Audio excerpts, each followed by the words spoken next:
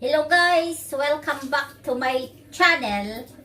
For today's video, char. For today's video guys, tingnan nyo guys, nakatakin pa ako. Sus, asang mangitag kusinera nakatakin. So, for today's video guys, ay magluluto ako ng pagkain ni busing. Pag busing guys. Look at busing guys. Oh, look.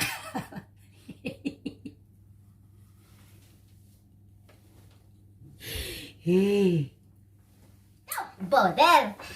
Magluluto ako guys ng ox liver. Yeah. Ox liver with onions and green bell pepper guys. So, ito yung mga kakailanganin ko guys. Yung cooking oil, asin, black pepper, at saka garlic chop, parsley, and paprika, and green bell pepper at sal na green guys, at saka yung sibuyas bombay at the ox liver.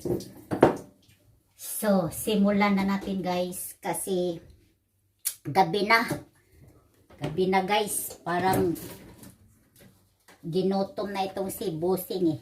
So, maglalagay na ako guys ng mantika guys.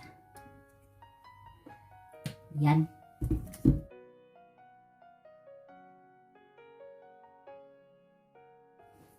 So, painit lang natin guys itong ating mantika guys.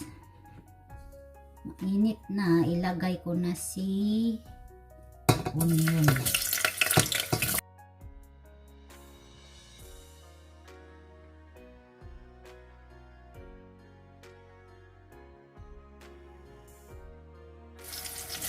Mix ko na guys ang green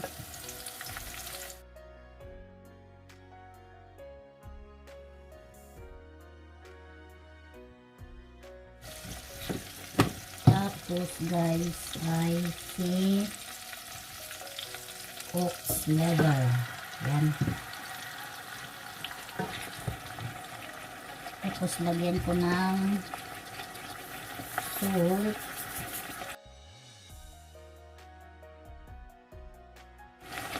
tapos chopped garlic guys,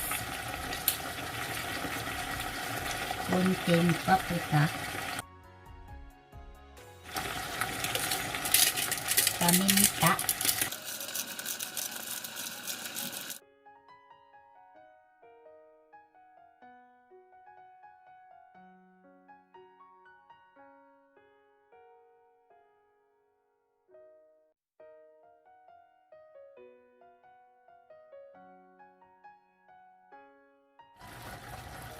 lagyan po konting soy sauce guys.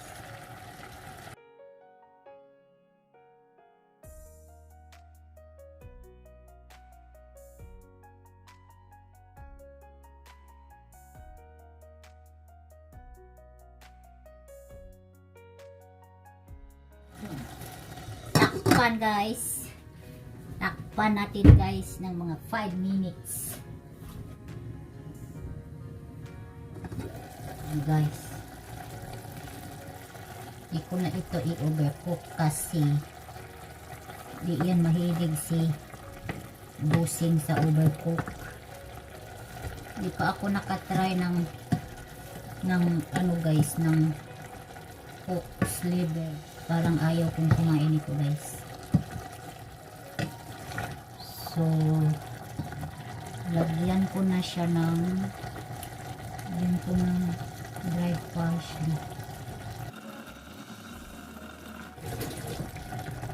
Maglalagay ako guys ng konting cornstarch para pampalapot ng ating sauce.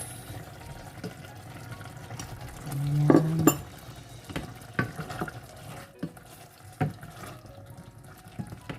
Tama na to guys.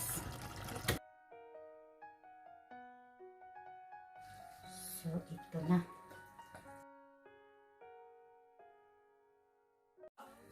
Ito na ang finished product guys. Ang ating tapos guys, lagyan ko ng